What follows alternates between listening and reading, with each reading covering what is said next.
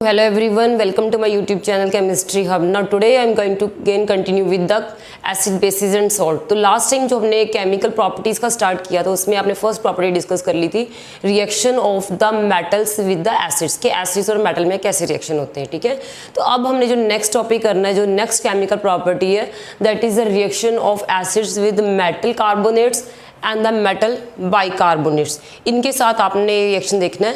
तो रिएक्शन करने से पहले आपको पता हो कि जो एसिड्स चलो आपने कर लिए, ठीक है, अब आपको ये देखना है कि मेटल कार्बोनेट्स क्या है, इनका फॉर्मूला क्या है, और मेटल बाइकार्बोनेट्स हम किसको बोलते हैं। पहले इसके फॉर्मूले को समझोगे, देन हम इसमें रिएक्शन इसके आगे प्रोसीड करेंगे। जैसे मेटल कार्बोनेट का मीनिंग है कि कोई भी जैसे मेटल, सपोज आपके पास कोई भी मेटल है like sodium, potassium and hydrogen, कुछ भी कोई भी मेटल आप ले रहे हो, तो if it is combining with this, suppose आपने सोडियम का ले लिया है, sodium is one of the metal, ठीक है, सोडियम के प्लेस में मैग्नीशियम भी हो सकता है, एल्यूमिनियम भी, कोई भी मेटल हम ले सकते हैं। सोडियम की वैलेंसी से 1 है। तो कार्बोनेट क्या होता है, कार्बोनेट एक पॉलीटॉमिक अनायन होता है जिसके ऊपर 2 नेगेटिव चार्ज है। ठीक है, तो जब सोडियम और कार्बोनेट का कंपाउंड फॉर्म करोगे तो वैलेंसीज को जब हम क्रॉस ओवर करते हैं तो हमारे पास क्या निकल के आता है, it will form the sodium carbonate. तो इसको हम बोलते हैं मेटल कार्बोनेट। किसी भी मीन्स की मेटल का अगर कार्बोनेट के साथ कंपाउंड फॉर्म करते वो मेटल कार्बोनेट की कैटेगरी में आ जाता है। इन द सेम वे अगर आप मेटल बाइकार्बोनेट की बात करो तो मेटल बाइकार्बोनेट का मीनिंग है कि मेटल का तो पता ही है आपको कि कोई भी मेटल ले सकते हैं। देन बाइकार्बोनेट, बाइकार्बोनेट क्या होते हैं कि बाइकार्बोनेट जैसे है बाइकार्बोनेट, बाइकार्बोनेट भी बोल सकते हैं हम इसको, हाइड्रोजन कार्बोनेट भी बोलते हैं, और आप इसको बोल सकते हो हाइड्रोजन कार्बोनेट। इसका फॉर्मूला क्या होता है, केमिकल फॉर्मूला HCO3 1 नेगेटिव। ये एक मोनो मीन्स की इसमें आप देखो ये पॉलीटॉमिक अनायन है जिसके ऊपर क्या है, एक नेगेटिव चार्ज है, तो इसको आप क्या बोलते हैं, जिससे बाइकार्बोनेट आयन। अगर मेटल बाइकार्बोनेट के साथ रिएक्शन मीन्स की कंपाउंड बनाते थे हम उसको बाइकार्बोनेट या फिर मेटल हाइड्रोजन कार्बोनेट बोलते हैं। तो इसमें अगर आप इसका कंपाउंड ना, सोडियम का ही हम एग्जांपल ले लेते हैं, सोडियम की वैलेंसी आपको पता है 1 होती है। कार्बोनेट ये जो आप हमारे पास हाइड्रोजन कार्बोनेट है इसके ऊपर चार्ज -1 है। कि सोडियम आपको पता ही कि सोडियम का एटॉमिक नंबर होता है 11 एटॉमिक नंबर के हिसाब से आप पहले भी काफ़ी बार कर चुके हो। 281 के अकॉर्डिंग देखोगे तो एक इलेक्ट्रॉन ये क्या करेगा, लूज करेगा, और सोडियम क्या बनाता है, मोनोटॉमिक, ये एक कैटायन बनाता है जिसके ऊपर ये कि मोनोवेलेंट है। मोनोवेलेंट मीन्स इसकी जो वैलेंसी है वो 1 है और ये कैटायन फॉर्म करेगा। तो जब आप इनकी वैलेंसीज को क्रॉस ओवर करोगे तो हमारे पास इसका जो फॉर्मूला निकल के आता है that is sodium hydrogen carbon, क्योंकि दोनों की वैलेंसी 1 एंड 1 तो कैंसिल आउट हो जाएगी, तो सोडियम हाइड्रोजन कार्बोनेट, या आप बोल सकते हैं सोडियम बाइकार्बोनेट। तो इस तरह से मेटल बाइकार्बोनेट्स फॉर्म होते हैं। तो इसी वजह से इट इज़ नॉट कंपल्सरी हर बार आपने इसी के साथ ही बनाना है, आप कोई और भी ले सकते हो। जैसे हम कैल्शियम का अगर एग्जाम्पल लें तो कैल्शियम की वैलेंसी क्या होती है, कैल्शियम की वैलेंसी होती है 2, ठीक है, ये डाइवेलेंट आयन बनाता है, 2 पॉजिटिव आता है। तो कार्बोनेट जो है इसके ऊपर 2 नेगेटिव है, तो अगेन 2 कैंसिल हो गया। तो जब इसका कंपाउंड बनाओगे, फॉर्मूला बनाओगे, तो that is the calcium carbonate. तो ये भी एक मेटल कार्बोनेट हो गया, उसमें हमने सोडियम का मेटल लिया था, इसमें हमने कैल्शियम लिया, कैल्शियम भी एक मेटल है, तो it is a calcium carbonate. In the same वे आप कैल्शियम का बाइकार्बोनेट भी बना सकते हो। कैल्शियम का अगर बनाओगे, कैल्शियम तो वही रहेगा, इसकी वैलेंसी भी वो रहेगी, बट इस पर कार्बोनेट के प्लेस पे हमने क्या लेना है, हाइड्रोजन कार्बोनेट, और यू कैन से बाइकार्बोनेट। और बाइकार्बोनेट के ऊपर कितना चार्ज है, दैट इज अ -1 चार्ज इसके ऊपर होता है। और -1 क्यों होता है, या मीन्स की कार्बोनेट के ऊपर 2 नेगेटिव क्यों है, तो you can go through the videos of the ionic compound, वहाँ से आपको उस चीज़ की क्लैरिटी हो जाएगी। किसी के ऊपर 2 नेगेटिव होता है, किसी के ऊपर 1 नेगेटिव आता है, तो वो सारी आपको बेसिक्स वहाँ से क्लियर होंगे। तो आप उस वीडियो को देख सकते हैं सो दैट कि आपको पता लग जाए। तो इसमें आपने देखना है कि जैसे हमने अगर कैल्शियम एंड बाइकार्बोनेट आपस में रिएक्शन करेंगे तो ये क्या बन के आएगा, क्योंकि कैल्शियम की वैलेंसी 2 है। क्रॉसिंग ओवर का फॉर्मूला क्या होता है कि जो वैलेंसी कैटायन की होती है वो एनायन के बेस में आनी होती है, और जो एनायन की वैलेंसी वो मीन्स कि आप कैटायन के बेस पे लिखते हो। अब कैटायन की वैलेंसी तो 2 है, ठीक है। तो आपको ये जो पूरा बाइकार्बोनेट का अनायन है, इसके बेस पे जब आप लिखोगे, इसको ब्रैकेट में क्लोज करोगे, फिर आप 2 लिखोगे, क्योंकि अदरवाइज अगर आप सीधा ही मीन्स कि विदाउट ब्रैकेट 2 लगा देते हो, वो तो 32 ऑक्सीजन बन जाएगी ना। 3 2 लिखोगे तो 32 लगेगा। तो इसलिए आपने क्या करना है, ये जो 2 इसकी वैलेंसी पूरे बाइकार्बोनेट आयन के बेस पे आएगी, इसलिए हमने इसको क्या कर दिया, इसको ब्रैकेट में क्लोज कर दिया। तो ये क्या बन गया, कैल्शियम बाइकार्बोनेट। तो ये आपने कुछ केमिकल्स हैं और आपको पता है कि बाइकार्बोनेट की वैलेंसी तो 1 है, तो नो नीड टू राइट 1। तो 1 जब किसी की वैलेंसी उसको मेंशन नहीं करते, वो अंडरस्टूड ही होता है कि अगर 1 है तो वो जो है मीन्स कि इसकी कुछ नहीं लिखा हो तो 1 ही है। इस तरह से ये जो हमारे 2 कंपाउंड्स हैं, एक तो calcium bicarbonate then calcium carbonate, in the same way जो हमने सोडियम के साथ बनाए हैं, bicarbonate and the sodium carbonate. तो इन चीज़ों को आपने देखना है कि ये इन केमिकल के साथ ही हम एसिड्स का रिएक्शन डिस्कस करने लगे हैं। पहले आपको इनको फॉर्मूलेस क्लियर होने चाहिए। तो now coming to the first reaction, जो हमने रिएक्शन करना है that is between the hydrochloric acid and the metal carbonate. Metal carbonate का जो हमने एग्जाम्पल है ना, that is the sodium carbonate reaction है, that is between the sodium carbonate. आपने एक लेना है पहले, जैसे मेटल कार्बोनेट की बात करें तो मेटल कार्बोनेट के एग्जांपल हमने कौन से लिए, सोडियम कार्बोनेट। सोडियम कार्बोनेट में आपने क्या डाला है, दैट इज द HCl। ये HCl जो हमने लिया है that is in the dilute form, ये एक्वस लिया है। एक्वस का मीनिंग आपको पता है कि आपने इसको वाटर में डिसॉल्व करके फिर इसको सोल्यूशन को लिया है। अब आपको पता है जब भी किसी एसिड को आप वाटर में डालते हो तो यू नो दैट कि वो क्या करेगा, अपने आयंस में डिसोसिएट हो जाएगा, वो H पॉजिटिव आयन रिलीज कर देगा। तो जब इसमें एक H पॉजिटिव आयन सेपरेट होगा और एक क्लोराइड सेपरेट होगा। अब अगर आप ध्यान से देखो तो इसमें 2 आयन्स ये बन रहे हैं, और जब ये सोडियम कार्बोनेट आप इसमें मीन्स की डिसॉल्व करोगे, इसके ऊपर ये डाल रहे हो, तो सोडियम कार्बोनेट भी तो आयोनाइज होगा ना। तो इसमें क्या निकलेगा, इसमें आपके पास 2 सोडियम के आयन बनते हैं, ठीक है, और क्या है, कार्बोनेट का आयन भी एक बनेगा, क्योंकि सोडियम इसमें 2 एटम्स हैं, ठीक है। तो इसी हिसाब से कार्बोनेट के ऊपर आपको चार्ज पता लग जाए 2 नेगेटिव, क्योंकि जब भी आपने प्रोडक्ट को फाइनलाइज करना है कि इसमें क्या प्रोडक्ट बन सकता है, उसकी पॉसिबिलिटी को देखने के लिए सबसे पहला टारगेट हमारा ये होता है कि पहले आप आयंस देखो कि ये जो 2 रिएक्टेंट है, एक सोडियम कार्बोनेट है और एक हाइड्रोक्लोरिक एसिड, ये कैसे आयंस में ब्रेकअप हो रहे हैं। और बाद में क्या करना होता है कि ये जो आयंस हैं इनका पॉजिटिव एंड नेगेटिव जो पार्ट है, इनको क्योंकि opposite charges they attract each other, तो जहाँ पे पॉसिबिलिटीज़ बनती है उनको हम आपस में कंबाइन कर देंगे। अब इसमें क्या पॉसिबिलिटी की, सोडियम है, सोडियम एक पॉजिटिव आयन है जो मेटल कार्बोनेट में से रिलीज हो रहा है। यहाँ पे अगर HCl में देखो तो इसमें क्या है, क्लोराइड एक नेगेटिव आयन है जो इसमें से रिलीज हो रहा है। तो सबसे पहले क्या होगा, this sodium will combine with this chloride, क्योंकि हमारे पास यहाँ पे सोडियम कितने हैं, 2 आयंस जनरेट हुए हैं सोडियम कार्बोनेट की डिसोसिएशन से, जब वो आयोनाइज होगा तो क्या है कि इसमें क्या बनेगा, यू कैन सी कि 2 सोडियम क्लोरीन के साथ जो क्लोराइड है, अगर सोडियम 2 है तो ये 2 क्लोराइड ही यूटिलाइज करेगा। तो इस हिसाब से आपको यहाँ पे भी 2 HCl ही लेने पड़ेंगे, क्योंकि हमने क्या करना है, हमने इन दोनों सोडियम को सेटिस्फाई करना है। तो हमारे पास क्या प्रोडक्ट फर्स्ट पर आएगा, that is the NaCl, sodium chloride, 2 molecules of sodium chloride, क्योंकि ये सॉल्ट है और हमसे सारा एक्वस मीडियम में काम करवा रहे थे, ये एक्वस सॉल्यूशन ही निकलेगा, वाटर में डिसॉल्व रहेगा। इसके साथ और क्या बच रहा है, अब आप इसको अगर ध्यान से देखो, अगर 2 आपको ये ले रहे हो HCl के, तो यहाँ पे तो 2 हाइड्रोजन हो गए ना, 2 हाइड्रोजन आयन हो गए। यहाँ से कार्बोनेट जब डिसोसिएट होगा तो इसमें क्या होगा, CO2 gas, carbon dioxide gas release हो जाएगी। अब आपको पता है कि कार्बन डाइऑक्साइड गैस में से तो 2 ही ऑक्सीजन होते हैं, 2 ऑक्सीजन कार्बन डाइऑक्साइड गैस में यूटिलाइज हो रहे हैं। जैसे आपका जो सेकंड प्रोडक्ट है that is the carbon dioxide gas, जो गैसियस फॉर्म में रिलीज हो रही है।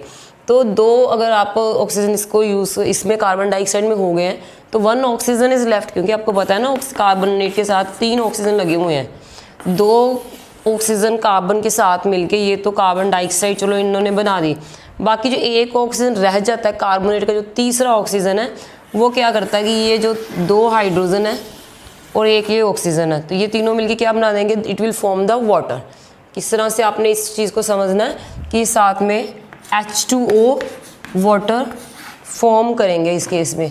तो आई थिंक आपको ये समझ आ गया होगा। और वाटर तो आपको पता ही है वो क्या होता है, that is in the liquid form, वो लिक्विड फॉर्म में रिलीज होगा। तो यू मस्ट नो कि इस तरह से जब भी मेटल कार्बोनेट्स के में आप एसिड डालते हो, हाइड्रोक्लोरिक एसिड डालनी है, कोई और एसिड भी हम डाल सकते हैं, सल्फ्यूरिक एसिड वगैरह भी, तो तब क्या होना है कि एक तो इसमें आप देख सकते हैं सॉल्ट बन के आ रहा है, ये NaCl क्या है, एक सॉल्ट है, और साथ में carbon dioxide and the water is form. तो ये जो मैंने आपको बस ये रफली थोड़ा करके बताया कि इस तरह से आपने एग्जाम में तो मेन प्रोडक्ट ही लिखने हैं, बाकी आप इसको रफ वर्क में करके देख सकते हो भी किस तरह से ये बनता है। और ओवरऑल देखा जाए तो आपको ये पता होना चाहिए कि सोडियम कार्बोनेट जो है, जैसे मैंने फर्स्ट लेक्चर में बताया था आपको कि सोडियम कार्बोनेट भी एक बेस है that is present in the washing soda, उसमें प्रेजेंट होता है। तो एक बेस है, जब भी एसिड और बेस आपस में रिएक्शन करते हैं, तुम लोगों ने ये फर्स्ट चैप्टर में भी स्टडी किया और न्यूट्रलाइजेशन रिएक्शन जो है डबल डिस्प्लेसमेंट रिएक्शन की कैटेगरी में, acid and base combine to form salt and water. जब भी एसिड और बेस आपस में कंबाइन करते हैं वो क्या बनाते हैं, सॉल्ट एंड वाटर फॉर्म करते हैं ड्यू टू न्यूट्रलाइजेशन। तो यहाँ पे ये सोडियम कार्बोनेट एक बेस की तरह ही है और हाइड्रोक्लोरिक एसिड एक एसिड है। अगर आप देखो तो हमारे पास सोडियम क्लोराइड और H2O क्या वाटर, कि सोल्ट एंड वाटर फॉर्म हो रहा है along with the carbon dioxide, साथ में क्या निकल रहा है, कार्बन डाइऑक्साइड निकल रही है। तो आई थिंक ये आपको फर्स्ट जो इक्वेशन है reaction of the metal carbonate, ये जो Na2CHCO3 है, ये क्या है, ये क्या सोडियम कार्बोनेट। आपको नेम भी पता होनी चाहिए, जिनको नेम्स नहीं पता वो नोट कर सकते हैं। This is the sodium carbonate. और HCl तो आपको पता ही है हाइड्रोक्लोरिक एसिड है, then NaCl salt and CO2 भी you know that is a carbon dioxide. I think उसको तो लिखने की जरूरत नहीं है, वो आप कर लोगे। H2O क्या है, दिस इज द वाटर, ये वाटर रिलीज हुआ है। और ये CO2 क्या है, this is the carbon dioxide. Okay, जिनको नहीं पता वो नोट डाउन कर सकते हैं। और NaCl क्या है, this is the sodium chloride, ये सोडियम क्लोराइड इसमें निकल के आया। इस तरह से हमारे पास 3 प्रोडक्ट बनते हैं। ये तो चलो हो गया कि जो हमने मेटल कार्बोनेट्स का हाइड्रोक्लोरिक एसिड के साथ देखा है। अब हमने टॉपिक हमारा जो है मेटल कार्बोनेट के साथ भी आपने देखना है, और सेकंड किसके साथ देखना है, मेटल बाइकार्बोनेट के साथ। अब आप देखोगे कि मेटल बाइकार्बोनेट के साथ जब भी आप एसिड्स को मेटल बाइकार्बोनेट में डालते हो तो उसमें फिर किस तरह का वो रिएक्शन होता है, या क्या उसमें प्रोडक्ट बनते हैं। तो अब हम ले रहे हैं कि this is the sodium hydrogen carbonate. ये क्या है, it is one of the, ये क्या है हमारे पास, ये एक मेटल बाइकार्बोनेट है। ठीक है, तो इसमें जब आप हाइड्रोक्लोरिक एसिड डालोगे, अगेन इसमें अगर HCl डालें तो सेम आपने उसी मेथड से ही करना है। पहले आप इसको ब्रेक करोगे, एक H क्लोराइड आयन चलो बन गया। अब आप यहाँ पे देखोगे तो यहाँ पे आपको पता है कि सोडियम आयन, इसमें एक सोडियम का कैटायन निकलेगा और जो दूसरा एनायन है वो बाइकार्बोनेट वाला निकलता है। इस हिसाब से Na पॉजिटिव और HCO3 1 नेगेटिव, ये 2 आइंस यहाँ पे बन के आते हैं। पहले तो आप सीधा आइडिया लगाओ कि जो फर्स्ट वाले बाइकार्बोनेट में से जो H पॉजिटिव आयन आया, सोडियम आया है, वो हाइड्रोक्लोरिक एसिड में से जो क्लोराइड आयन निकला है उसके साथ ये कंबाइन करके एक मॉलिक्यूल क्या बनाएगा, सोडियम क्लोराइड का। मेन है कि इसमें सॉल्ट फॉर्म हो जाएगा। बट आपने जो समझने वाली चीज़, मजे वाली बात ये है कि इसमें तो आपने देखा था ना कि 2 सोडियम थे तो हमारे पास 2 सोडियम क्लोराइड के मॉलिक्यूल्स बन रहे थे सॉल्ट के। बट यहाँ पे हमें पता है कि हमारे पास एक ही सोडियम का कैटायन है, तो यहाँ पे आप HCl का एक ही मॉलिक्यूल यूज़ करोगे। ये डिफरेंस है इनकी, जो आपने केमिकल इक्वेशन मेंशन की है उसमें ये डिफरेंस का देखना है। क्योंकि कई बार एग्जाम में ऐसे क्वेश्चन आते हैं कि how many number of water molecule and how many means की number of this sodium chloride molecules are produced in the reaction of acids with the metal carbonate या फिर बाइकार्बोनेट। तो आपको हर टाइप के क्वेश्चन के लिए रेडी रहना। You never know भी वो क्वेश्चन को किस फ्रेम से किस वे से मॉडिफाई करेंगे। तो this is the simple concept, बड़ी बेसिक सी कंसेप्ट है। अगर आप इसको समझ के करो तो that will be very easy to score 100% in this subject. अब आप इसमें देखो सोडियम और क्लोराइड को तो चलो बन गया। अब आपके पास क्या रह गया, एक इसमें हाइड्रोजन है, यहाँ पे हाइड्रोजन, एक हाइड्रोजन यहाँ पे हो गया, और कार्बोनेट में कितने ऑक्सीजन है, 3 ऑक्सीजन है। तो जैसे आपने कार्बोनेट में जब भी एसिड डालोगे तो उनकी कार्बोनेट में क्या है, उसमें हमारे पास कार्बन डाइऑक्साइड रिलीज होनी होगी, उसकी पॉसिबिलिटी बनती है कि जब भी आप किसी कार्बोनेट लाइक कोई भी जैसे कैल्शियम कार्बोनेट है या सोडियम कार्बोनेट ले लिया है, तो अगर जैसे सपोज आप सिंपल भी अगर देखो तो कार्बोनेट के और भी एग्जाम्पल आपको दिए हुए हैं, जैसे मार्बल्स होते हैं, चॉक्स होते हैं, लाइमस्टोन्स होते हैं, उनमें भी कार्बोनेट प्रेजेंट होता है, कैल्शियम कार्बोनेट मिलता है। अब इसमें हमारे पास बाइकार्बोनेट है, तो इसमें अगर 3 ऑक्सीजन है तो 2 ऑक्सीजन तो कार्बन के साथ मिलके सेकंड प्रोडक्ट बनाएंगे, that is a carbon dioxide, जो गैसेस फॉर्म में इसमें रिलीज हो जाएगा। NaCl तो एक्वस में ही निकला है, क्योंकि सोल्यूशन फॉर्म में ही है। और बाकी आपके पास क्या रह जाएगा, 2 hydrogen, 1 hydrogen from the bicarbonate and 1 hydrogen ion from the HCl। ये 2 हाइड्रोजन आयन, कार्बोनेट का जो तीसरा ऑक्सीजन है, ये तीनों मिलके क्या बनाएंगे, it will make the water. ठीक है, 2 हाइड्रोजन और 1 oxygen, that is from the carbonate. इस तरह से यहाँ पे जो थर्ड मॉलिक्यूल है दैट इज H2O, इसमें वाटर लिक्विड फॉर्म में रिलीज होगा। सो ओवरऑल अगर आप इन दोनों इक्वेशन को कंपेयर करते हो तो आपको क्या डिफरेंस नजर आता है कि सोडियम कार्बोनेट जो हमने फर्स्ट स्टेप में यूज़ किया है दैट इज 2 सोडियम आयन, उसमें 2 सोडियम आयन जनरेट होते हैं। इसके कारण जो प्रोडक्ट बनता है उसमें हमारे पास 2 NaCl जो सोडियम क्लोराइड है उसके 2 मॉलिक्यूल बन रहे हैं। ठीक है, तो कार्बन डाइऑक्साइड एक मॉलिक्यूल, देन वाटर भी सेम है।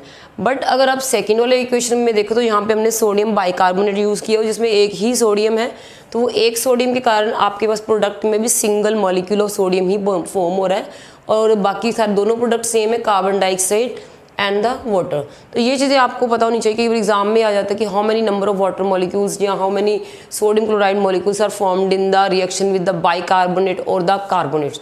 तो ये चीज़ें आपने मेन जो डिफरेंस उसको देखना है। तो अब हमने नेक्स्ट देखना है कि how can we test the presence of carbon dioxide, कि इन दोनों रिएक्शन में हमने बोला कार्बन डाइऑक्साइड रिलीज हो रही है, तो इसके लिए भी तो कोई टेस्ट होता होगा ना। जैसे आपने हाइड्रोजन के लिए किया था कि वो पॉपअप साउंड प्रोड्यूस करेगा एंड बबलिंग प्रोड्यूस करती सोप सोल्यूशन, बट अब आपने देखना है कि जब हम कार्बोनेट्स में HCl डालते हैं तो कार्बन डाइऑक्साइड जो रिलीज होते हैं हम कैसे बोल सकते हैं ये कार्बन डाइऑक्साइड गैस ही है। इसके लिए भी कुछ स्पेशल टेस्ट हैं जो हम एक्टिविटी की हेल्प से हम डिस्कस करेंगे, जो आपको काफ़ी इंपॉर्टेंट पॉइंट है। कई बार एग्जाम में वो एक्टिविटीज़ भी आपको एक्टिविटी बेस्ड क्वेश्चंस भी आते हैं। तो अगर आप एक्टिविटी की बात करूँ कि हम कौन सी एक्टिविटी करेंगे सो दैट हम कार्बन डाइऑक्साइड का टेस्ट कर सके, तो उसके लिए ये ऑपरेटर्स एग्जाम में कई बार आपको पिक्चर्स भी आ सकते हैं, डायग्राम्स आ सकते हैं। तो यू मस्ट नो दैट कि इसके लिए हम क्या ऑपरेटर्स लेते हैं। हमने जैसे एक टेस्ट ट्यूब ली है, टेस्ट ट्यूब को हमने क्या कि स्टैंड के साथ अटैच कर दिया है और इसमें हमने क्या लिया है कि इसमें सोडियम कार्बोनेट या फिर आप सोडियम बाइकार्बोनेट भी ले सकती हो। ये जो मैंने शो के नीचे हमने इसके क्रिस्टल्स लिए, पाउडर लिए सोडियम बाइकार्बोनेट एंड और कार्बोनेट को, दोनों में से कुछ भी ले सकती हो। ऊपर से हमने क्या डाल दिया, जैसे हमने 2 इसमें फनल शो की हुई है। एक तो ये थिस्टल फनल है, एक ही फनल है जिसमें थिस्टल फनल का मीनिंग है कि इस फनल के थ्रू हमने क्या करना है, इसमें पहले इसको कॉर्क से बंद कर दिए। कॉर्क से हमने ये टेस्ट ट्यूब के माउथ को इसलिए क्लोज किया सो दैट कि ये ना हो कि कार्बन डाइऑक्साइड रिलीज और उस बिल्कुल एयर एटमॉस्फेयर में चले जाए, हवा में चली जाए। अगर एयर में मिक्स हो जाएगी तो हम उसका फिर टेस्ट कैसे करेंगे। इसलिए हमें क्या करना है कि जैसे ही वो गैस रिलीज होगी हमने उसको कलेक्ट कर लेना है। कलेक्ट करने के बाद क्या होगा, फिर हम उसका टेस्ट देखेंगे। तो इसमें क्या होता है कि जब हमने टेस्ट ट्यूब लेनी है, इसमें सोडियम कार्बोनेट ऊपर ये थिस्टन फनल की हेल्प से यहाँ से हम क्या कर रहे हैं, यहाँ से HCl ऐड कर रहे हैं। जो हाइड्रोक्लोरिक एसिड है, डिल्यूट हाइड्रोक्लोरिक एसिड है, उसको आप ऊपर से इस तरह से इधर से ड्रॉप बाय ड्रॉप इसमें आप ऐड कर रहे हो। तो जैसे ही ये हाइड्रोक्लोरिक एसिड ये सोडियम कार्बोनेट के ऊपर पड़ेगा तो एकदम से जब रिएक्शन होता है तो वो फर्वेसेंस प्रोड्यूस होती है, मीन्स की कार्बन मीन्स की इसमें झाग सी निकलेगी और उस झाग के साथ ही वो कार्बन डाइऑक्साइड रिलीज होगी। तो इससे हमें पता लगेगा उस फर्वेसेंस को, उस झाग को देख के कि कार्बन डाइऑक्साइड कोई गैस रिलीज हुई है। जैसे आपको पता है कार्बन डाइऑक्साइड हम कोल्ड ड्रिंक्स में भी यूज़ करते हैं। जैसे ही अब उसकी बॉटल को ओपन करते हैं तो इसमें क्या है, एकदम से झाग से वो मीन्स की फर्वेसेंस से निकलती है। इसी टाइप से इसमें देखना है कि जैसे ही आप इसमें मीन्स की हाइड्रोक्लोरिक एसिड इसमें ऐड होता है तो इसमें फर्वेसेंस निकलती, झाग निकलती, उसके साथ ही कार्बन डाइऑक्साइड निकलेगी। जो कार्बन डाइऑक्साइड गैस इसमें से रिलीज होगी डिल्यूट हाइड्रोक्लोरिक एसिड और सोडियम कार्बोनेट के रिएक्शन के साथ, वो फिर ये जो हमने ये डिलीवरी ट्यूब लगाई हुई इसके थ्रू ये यहाँ पे जाएगी। It will be pass to this means test tube. ये टेस्ट ट्यूब में हमने उसको पास करना है और ये जो टेस्ट ट्यूब है इसमें हमने एक सोल्यूशन लिया हुआ है।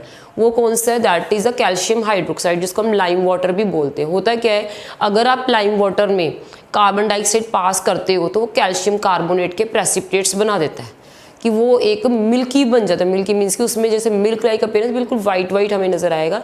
स्टार्टिंग में जैसे ये ट्रांसपेरेंट है, पर जैसे ही कार्बन डाइऑक्साइड इसमें आएगी, इसमें क्या पड़ा हुआ है हमारे पास, कैल्शियम हाइड्रोक्साइड। अगर आप इसका रिएक्शन देखो तो ऐसे होता है, कैल्शियम हाइड्रोक्साइड इसमें जो है इसको आप स्लेक्ट लाइम भी बोलते हो और इसको क्या बोलते हैं, this is a lime water, this is lime water. अगर इस लाइम वाटर के साथ कार्बन डाइऑक्साइड का रिएक्शन होता है, ठीक है, तो आप इस रिएक्शन को ज़रा अच्छे से समझना। कैल्शियम हाइड्रोक्साइड क्या है कि ये क्या है, इसमें 2 हाइड्रोक्साइड आयन्स की आयन्स इसके साथ होते हैं।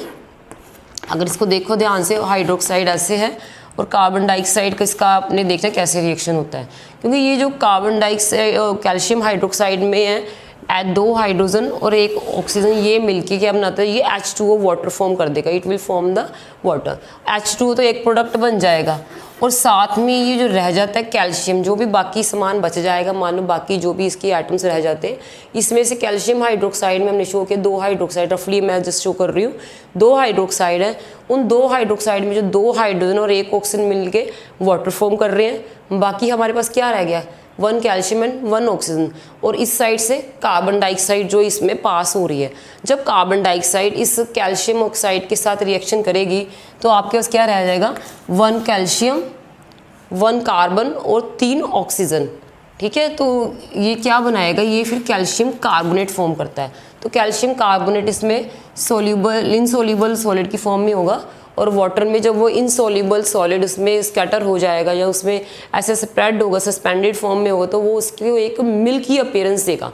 इट मीन्स कि जैसे ही आप कार्बन डाइऑक्साइड गैस को लाइम वाटर में या कह सकते हो कैल्शियम हाइड्रोक्साइड में हम उसको पास करते हैं, जैसे आपने ये कैल्शियम हाइड्रोक्साइड इस ट्यूब में ले लिया है, टेस्ट ट्यूब में लिया है, यहाँ से जैसे ही कार्बन डाइऑक्साइड इसमें पास होके आ रही है, तो जो सॉल्यूशन पहले ट्रांसपेरेंट था बाद में वो क्या हो जाता है, वो मिल्की हो जाता है, उसमें ऐसे क्लाउडीनेस आ जाती है।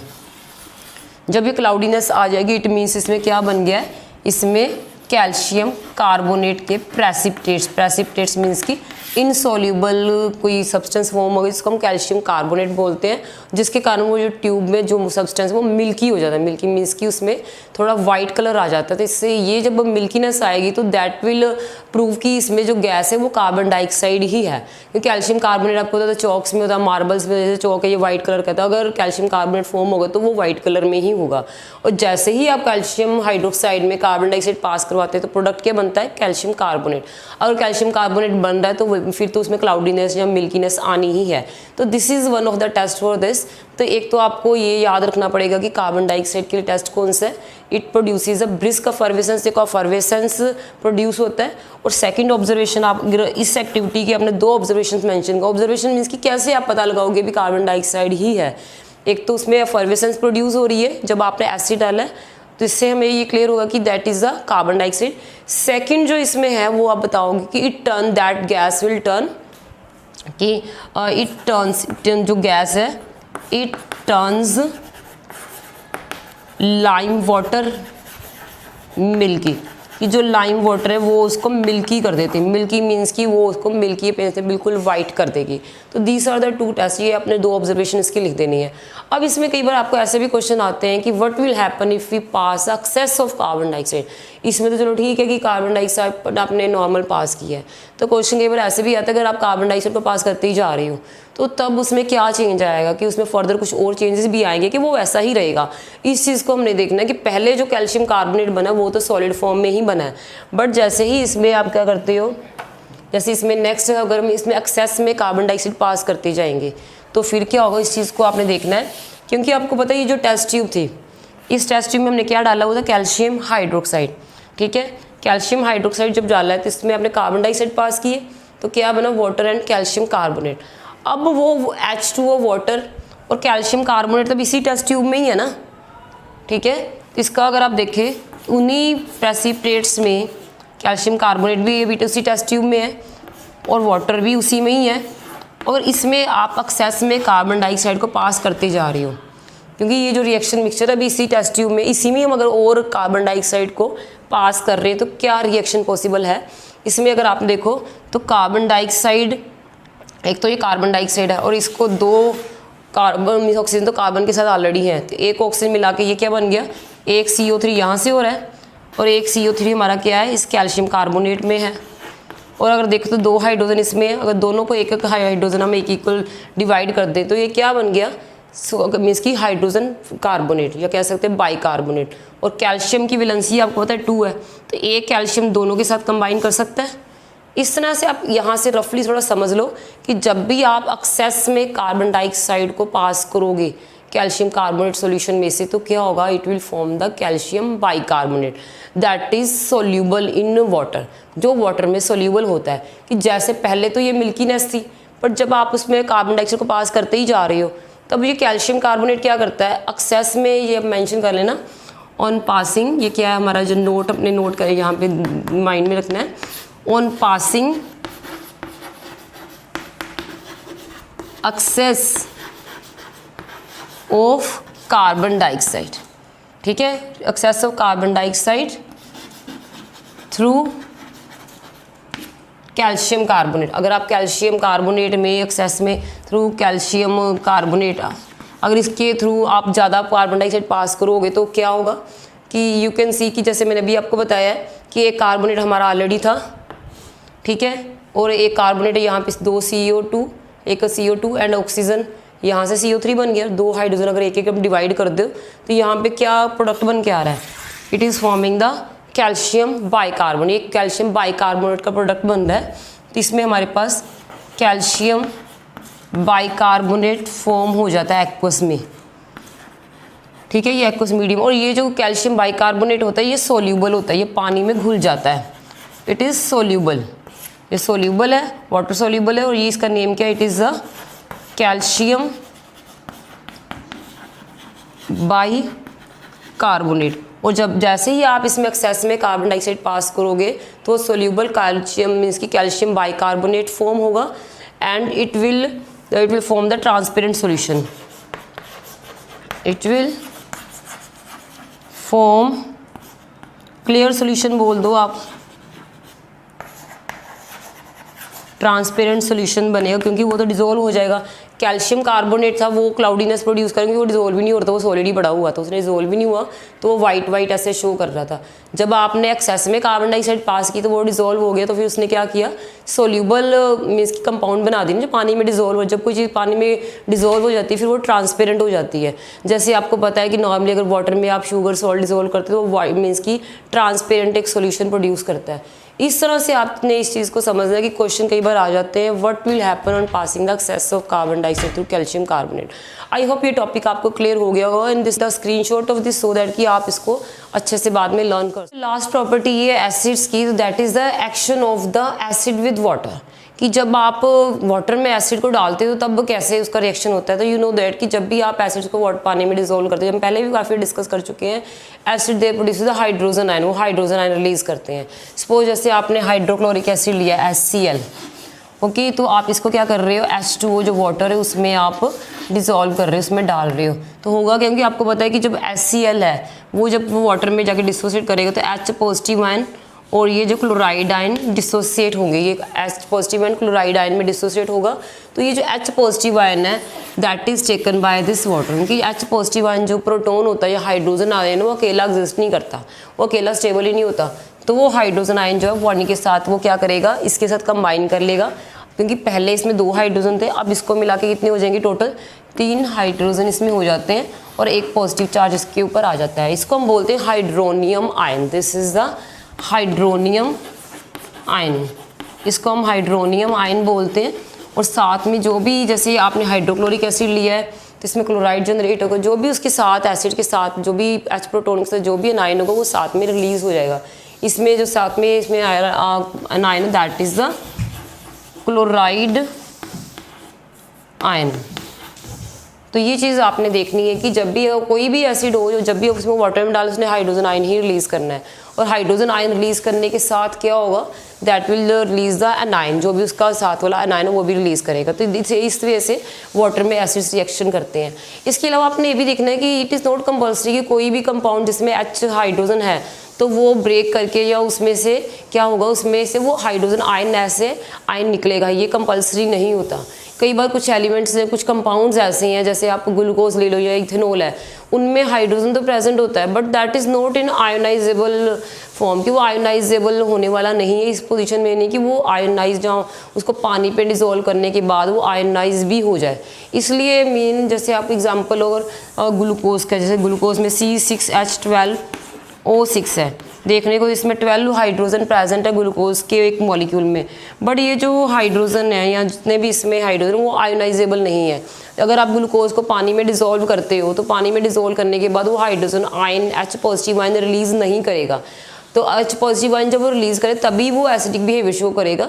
आपको पता है कि ग्लूकोज जो होता है that is sweet in taste, क्योंकि उसमें वो और मीन्स की वो सॉर टेस्ट नहीं होता, वो स्वीट होता है। स्वीट इसलिए होता है कि इस केस में उसमें H पॉजिटिव आयन जनरेट ही नहीं होता है। इस तरह से भी कांट से कि ये जो ग्लूकोज है, या फिर आप ये हमने ग्लूकोज का एग्जांपल लिया, दिस इज अ ग्लूकोज, ठीक है। वाटर में अगर आप इसको डिसॉल्व करोगे तो इट विल नॉट गिव इसमें हाइड्रोजन आयन नहीं निकलेंगे, जो हाइड्रोजन आयन निकलने ही नहीं है, एच चार्ज पॉजिटिव आयन नहीं निकलते, इसमें ये चीज़ नहीं प्रोड्यूस, आयोनाइज नहीं होता। इसलिए हम बोल सकते हैं कि glucose it is not consider as acid, इसको हम एसिड नहीं बोल सकते। कई बार क्वेश्चन आ जाता है कि इसकी glucose is also containing hydrogen atom, तो why it is not acting like an acid, acid क्यों नहीं है? तो वो आपको यही बताना पड़ेगा कि it is not ionisable, hydrogen ion उसमें आयोनाइजेबल नहीं है, ठीक है, आयोनाइज नहीं होंगे। इन द सेम वे जैसे ग्लूकोज है, ग्लूकोज को चलो हमने कर लिया, इथेनॉल C2H5OH, इसको हम इथेनॉल बोलते हैं। इथेनॉल क्या एक अल्कोहल है, इथाइल अल्कोहल है, इथाइल अल्कोहल भी है, उसमें भी जब देखो तो इसमें 5 हाइड्रोजन और 1 हाइड्रोजन हाइड्रोक्सल के साथ है। ये हाइड्रोजन भी आयोनाइजेबल फॉर्म में नहीं है। जैसे ही आप इथेनॉल जो ड्रिंक्स होती है, हार्ड ड्रिंक्स होती हैं, जैसे शराब वगैरह होती है, वो इथेनॉल ही होती है, उसको डिल्यूट फॉर्म में यूज़ करते हैं। तो जब उसमें पानी डाला जाता है तो वो डिल्यूट हो जाती है, बट वो कड़वा टेस्ट ही देता है, उसमें वो सॉर टेस्ट नहीं होता। इट मीन्स कि जो इथेनॉल है that is not like an acid, वो एसिड नहीं होता है। तो इसमें भी जब आप वाटर में ऐड करोगे तो ये नो डाउट इसमें डिल्यूशन तो हो जाएगी। डिल्यूशन मीन्स कि वो थोड़ा सा थिक, तो मीन्स कि थोड़ा उसकी कंसनट्रेशन तो लो जाएगी, बट क्या होगा कि उसमें वो हाइड्रोजन आयन रिलीज नहीं हो रहे, हाइड्रोजन आयन रिलीज नहीं होंगे। इस चीज़ को आपने देखना है। तो ये दोनों ही, इसमें भी हाइड्रोजन आयन नहीं निकलेंगे, ना इसमें रिलीज हो रहे हैं, तो इट मीन्स कि ना तो ग्लूकोज एसिड है ना ही इथेनॉल एसिड हम कंसीडर कर सकते हैं। तो कुछ एग्जांपल है जो आपको एनसीईआरटी बुक में मिलेंगे, तो आपको ये चीज़ें पता होनी चाहिए कि ग्लूकोज एंड इथेनॉल को हम क्यों नहीं बोलते, एसिड की कैटेगरी में क्यों नहीं रखा हुआ है, जस्ट बिकॉज कि they do not provide the H positive ion in water. तो ये आपने अपने माइंड में रखना है। इसके अलावा आपको ये भी पता होना चाहिए कि जब भी आप डिल्यूशन करते हैं, डिल्यूशन का मीनिंग कि जैसे ही भी आप, जैसे एसिड में आप और पानी ऐड कर रहे हो, एसिड में पानी ऐड करने का मीनिंग है उसमें आप वाटर की क्वांटिटी बढ़ा रहे हो, जैसे जैसे वाटर की क्वांटिटी बढ़ती जाएगी तो उसमें क्या होगा, H पॉजिटिव जो है एसिड की क्वांटिटी थोड़ी कम होती जाती है, तो कंसंट्रेशन जो है उसकी वो डिक्रीज होती जाएगी। तो कई बार क्वेश्चन आ जाएगा what will happen on diluting an acid, ठीक है, what is the effect of dilution on the concentration of the acid, कि अगर आप कंसंट्रेशन मीन्स कि एसिड की डिल्यूशन करते हो तो उसमें हाइड्रोजन आयन की कंसंट्रेशन इंक्रीज होगी या फिर वो डिक्रीज होगी। इन चीज़ों को आपने देखना है, तो you can note it down, ये भी आप इसके साथ ही मेंशन कर दो। ये कौन सा, जैसे आपका ये टॉपिक है effect of dilution on acids और बेस, बेस भी ले सकते हो। It is not like this कि आप पानी जो है वो मीन्स कि एसिड की डिल्यूशन करते हैं, हम बेसिस की भी डिल्यूशन करते हैं। अगर आप एसिड्स की डिल्यूशन करते हो, एसिड की डिल्यूशन करने का मीनिंग होता है कि एडिशन ऑफ द वाटर। अगर आप एसिड्स में वाटर ऐड कर रहे हो तो क्या होगा, हाइड्रोजन आयन जो कंसंट्रेशन है दैट विल डिक्रीज। तो आप मेंशन कर सकते हो on diluting the acid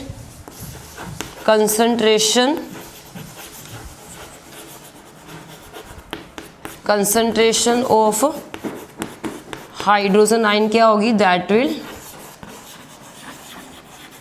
decrease.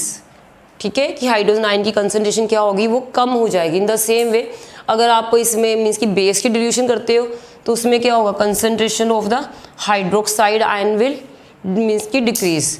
ठीक है, तो इन केस ऑफ बेस, अगर आप बेस की डिल्यूशन कर रहे हो तो बेस में क्या होगा, concentration of hydroxide ion will decrease. इसमें हाइड्रोजन आयन की कंसंट्रेशन डिक्रीज हो जाएगी। बड़ी सिंपल सी कंसेप्ट है, सिंपल सी बात है। सपोज अगर रूह अफ़ज़ा ही लेते हो, आप कोई स्क्वायर शरबत लेते हो, उसमें पानी डालते हो तो उसमें जो कंसंट्रेशन है वो क्या होती है, कम होती जाती है जैसे जैसे आप उसमें ऐड करोगे।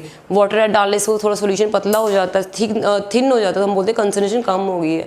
इन द सेम वे अगर आप क्या करते हो कि उसमें और एसिड डाल देते हो, आपके पास ऑलरेडी एक एसिड का solution, if you are putting more acid into that, ज़्यादा एसिड डाल रहे हो तो उसमें हाइड्रोजन आयन कंसंट्रेशन बढ़ जाएगी। मेन बस सिंपल सी एक रूल याद रखना, ज़्यादा पानी डालने से वो हाइड्रोजन आयन कंसंट्रेशन डिक्रीज़ होगी। अगर आप उसमें वाटर की जगह आप उसमें एसिड डाल रहे हो, नो डाउट अगर एसिड डालोगे तो फिर एसिड की कंसंट्रेशन बढ़ेगी, जो चीज़ डालोगे उसी की कंसंट्रेशन बढ़ेगी ना। अगर वाटर डाल रहे तो वाटर की कंसंट्रेशन बढ़ रही है और एसिड की कम हो रही है। अगर आप एक्वस सॉल्यूशन एसिड का जो है उसमें आप एसिड मीन्स की वाटर के प्लेस पर एसिड ऐड करोगे तो उसमें हाइड्रोजन आयन की कंसंट्रेशन बढ़ जाएगी। इन द सेम वे अगर आप बेसिक सॉल्यूशन, बेस का एक्वस सॉल्यूशन है, उसमें आप और बेस ऐड करते जा रहे हो तो उसमें हाइड्रोक्साइड आयन की कंसंट्रेशन इंक्रीज होगी। तो ऐसे क्वेश्चंस भी आ जाते हैं, what is the effect of dilution on the means concentration of the acid और the effect of dilution on the concentration of the hydroxide ion, क्या फ़र्क पड़ता है। तो पानी डालने से जितना पानी डालते जाओगे तो वो सॉल्यूशन थिन होता जाएगा, तो कंसंट्रेशन कम होती जाती है। अगर आप एसिड या बेस ऐड करते जाओगे तो कंसंट्रेशन उसी चीज़ की कंसंट्रेशन क्या होगी, राइज करेगी, वो बढ़ जाएगी। तो ये कुछ पॉइंट्स हैं जो बेसिक्स कुछ चीज़ बातें या इसकी केमिकल प्रॉपर्टी से रिलेटेड और एसिड से रिलेटेड वो आपने अपने माइंड में रखनी कि इनका डिल्यूशन का क्या इफेक्ट है, देन वाटर में डालने पे क्या होगा, बाकी केमिकल प्रॉपर्टीज तो आपको समझ आ ही गई हैं। सो यू मीन्स कि ये जितना भी अभी तक आपने किया इसको आपने अच्छे से करना है। So I hope this is all clear up to this, and if there is any doubt you can write it in the comment box so that हम नेक्स्ट वीडियो में उसको डिस्कस कर सके, वो आपका डाउट भी क्लियर हो जाए। ओके, सो मीन्स कि do like this video, share this video and subscribe this channel. So thanks for watching.